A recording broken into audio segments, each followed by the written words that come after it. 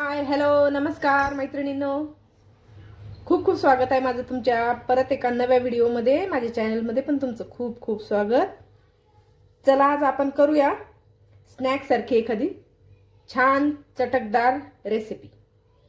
तर चहा सोबत खाण्यासाठी किंवा दुपारच्या खाण्यासाठी थोडीशी वेगळी अशी एक छान रेसिपी बनवूया.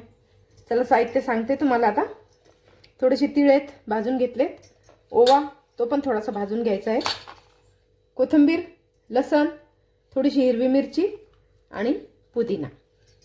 आणि ज्याच्यापासून आपल्याला हा पदार्थ बनवायचा आहे ते म्हणजे घेतलेले आहे अर्धा किलो बेसन आणि अर्धा किलो मैदा. चला आता दोन्ही आपण सारख्या प्रमाणात घेतलेलं आहे. पहिले चाळून घेऊ याला आपण आणि एक वाटण तयार करून घेऊ. चला आता मैदा आणि बेसन आपण आहे ना छान चाळून घेतलं बघा. याला एकत्र करून घ्यायचं आहे. त्याच्या आधी एक वाटण तयार करून घेऊ आपण.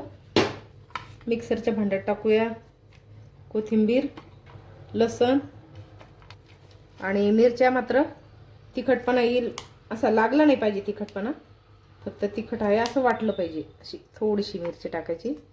4 ते 5 मिरच्या घेतलेल्या आहेत मी. आणि थोडासा पुदिना. चला याचं एक वाटण तयार करून घेऊ आता मस्त. चला आता पीठ आपण एकत्र करून घेऊ, सगळं छान मिक्स करून घेऊ. चला आता मैदा आणि बेसन आपण एकत्र प्रमाणात चाळून घेतलं, छान मिक्स करून घेतलं. आपलं वाटण तयार आहे.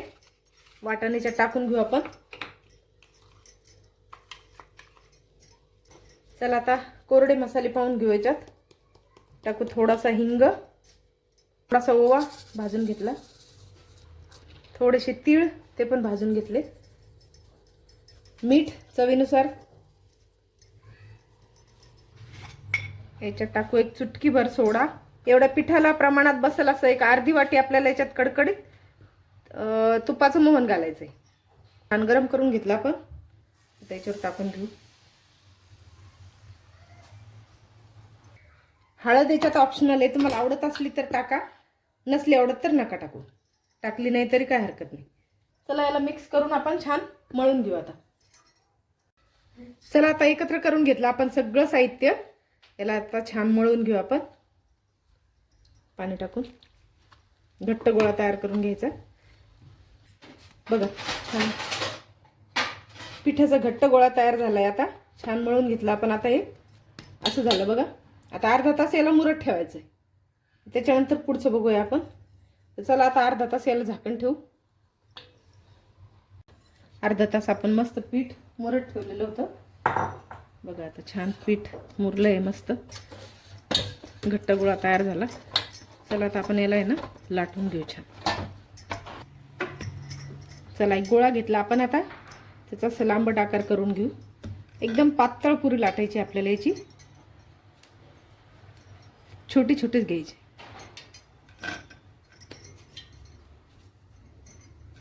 चला साधारण एवढी गोळी घ्यायची आपल्याला, जास्त मोठं नाही घ्यायचं. तर याला लाटून घेऊ मस्त. पीठ बीठ काहीच लागत नाही याला. छान अशी पातळसर लाटून घ्यायची.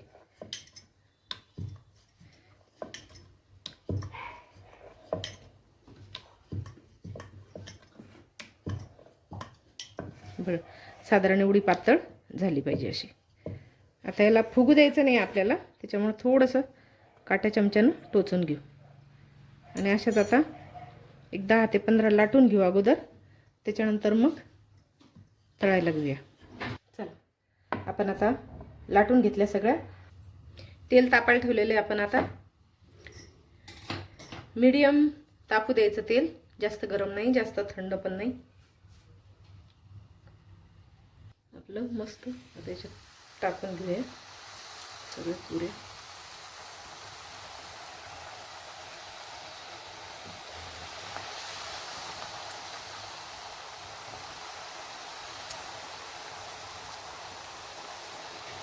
छान गुलाबीसर रंग येईपर्यंत मस्त तळून घेऊया.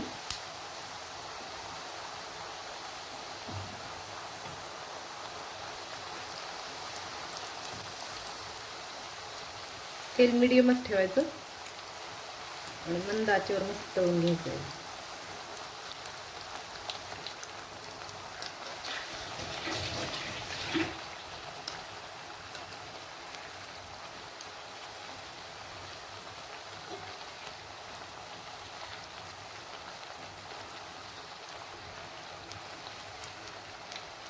बघा कलर बदली झाला आता छान.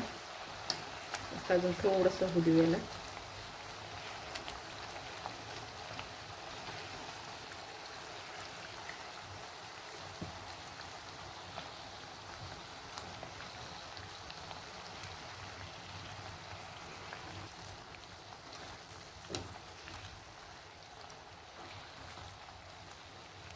बघा मस्त सोनेरी रंगावर तळून घेतला आपण याला. छान रंग आला. आता काढून घेऊ. आता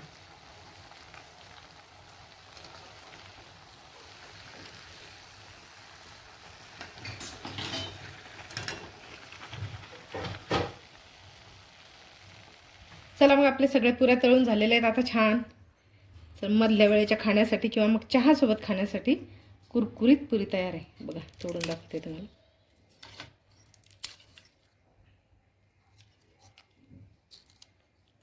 चला मग एकदा रेसिपी घरी नक्की ट्राय करा, करून बघा आणि कशी झाली नक्की कमेंटमध्ये सांगा. अशीच एक छान चमचमीत रेसिपी घेऊन परत नंतर भेटूया पुढच्या व्हिडिओमध्ये. तोपर्यंत बाय. मस्त खा आणि स्वस्त रहा.